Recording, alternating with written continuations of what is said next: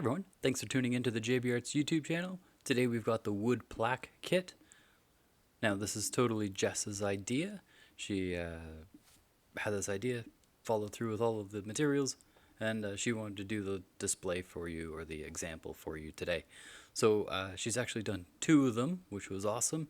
This one here starts off with sort of the green to create the illusion of sort of grass, where they're just sort of wisped up nice and soft. And it's okay if the line is sort of broken a little bit. And then, yeah, the nice natural wood finish shows through. And that can look really nice, especially when we start putting on the gel medium to seal down all of our vellum letters and things like that. We'll give sort of a glossier finish to the wood. And then the colors and then the textures of the wood will show through quite nicely. In each kit, you're going to get words or sayings, usually meaningful type stuff, or happy type things, with some flowers and butterflies and all sorts of crafty type things. Now, when she's cutting out these, to cut the excess vellum off, sometimes can be a little finicky. Some tricks to using the scissors is trying to open the scissors wider. Don't try and use just the tip to make your cuts. So if you put the object you're trying to cut in further towards the binding bolt, that's where you'll find the best cuts.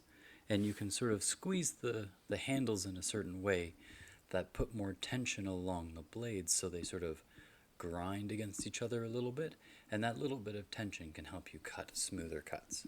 You also might notice that Jess is sort of turning the butterfly itself to try and instead of having to move her scissor hand, she's moving the object in sort of a fine little motion.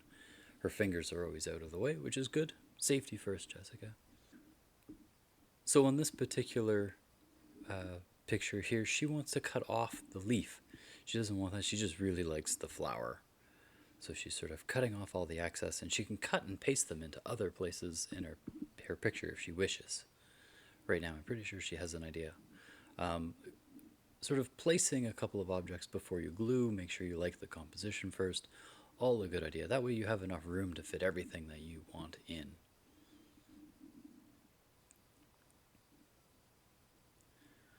So we're using gel medium, which is an acrylic paint. At its sort of most basic form, acrylic paint is nothing more than a high-powered glue. So the one that we have is slightly textured. It will leave sort of nice brush strokes, create the illusion of sort of painted. We are painting both sides like people would with, say, decoupage, where you're trying to put it on as a glue and as a sealer.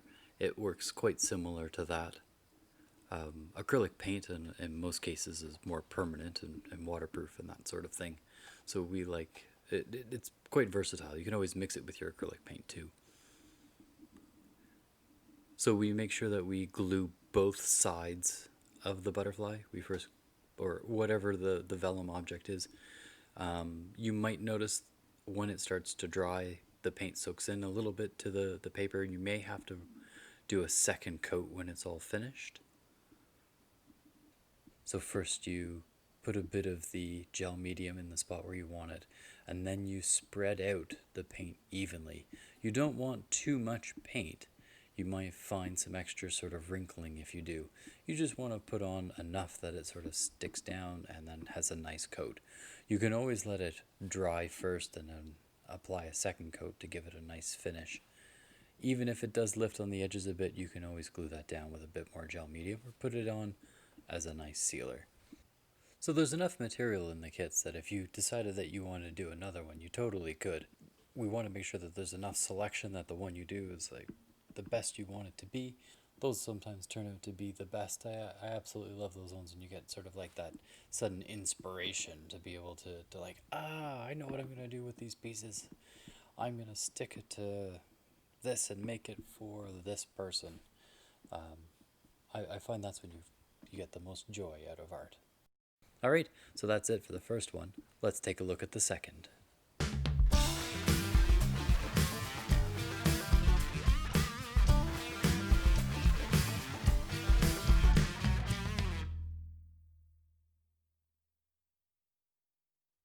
Here we go, folks. Second kit. Now we actually filmed this one first and then did the other one as sort of a supplement, but I kind of like that one as a starter one. This one here is a little bit more involved. We sort of paint the entire piece, plan out the picture, showing you what's inside the kit. So opening up the package, you get your paint, your brush, your gel medium, your palette. You get one of 3 wood templates, a pack of vellum prints. So here we're painting the entire plaque, and the nice beveled edges getting into all of the little crevices. You can paint the back if you wish, making sure that the side that doesn't have the hole is your front. That's so you can hang it on a wall. Again, these make fantastic gifts. These are the kind of things that just people love and they cherish, and they put into their homes. Something that you see every time you go over. When you're painting your plaque, it wouldn't hurt if you did a second coat on it just to make sure that you've got everywhere. And if you're applying a second coat, you want to make sure that if you went sort of up and down in the last coat, your second coat would go sort of back and forth rather than up and down, and that would hide a lot of your brush strokes or places that you've missed. Sometimes if you go over the same area in the same way, you miss the exact same spots all the time. A really good idea is to sort of open your package and see what you've got. Line up the pieces in sort of the shape of your plaque and trying to get a bit of a composition. How do you want your main things to come together? Did you find a quote in there that you really like and that you wanted to be the main feature? And that's sort of what's happening with this one here. Is Jess has come up with a saying that she likes. She's going to put it into the center, and then all of the bugs and things like that are going to be sort of crawling around it, this main feature of the sign. The first one that we had done were more like little things sort of spotted throughout, and then the grass and the plaque became the main part of the picture, and everything else just sort of help accent it. Where this one here is all about whatever that saying is in the center. So a good tip for the cutting out is to try and cut out all the largest pieces first. So we talked in the first part of the video of how holding your scissors still and turning and rotating your vellum piece, the vellum print. Cutting out the big chunks first and then sort of going around so you don't have this big piece of paper or chunk of paper sort of left there to get in the way. You just want to cut out the big stuff and then go in and do the little tiny things. Now if you had an X-Acto blade at home, maybe that would be another good way to do this. It's entirely up to you. Now that all the pieces are cut out, we're putting on some gel medium. You don't want to put it on too thick. It could start to crinkle your paper and such. You just want a nice light coat. And because we're applying most of our pieces, we kind of know where they're going on this one. We cover the entire area rather than just small sections. Because of the composition we've chose, we're putting the words in first.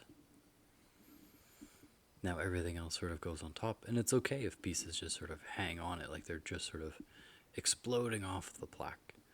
Now to seal it in, we put a little bit more gel medium on top.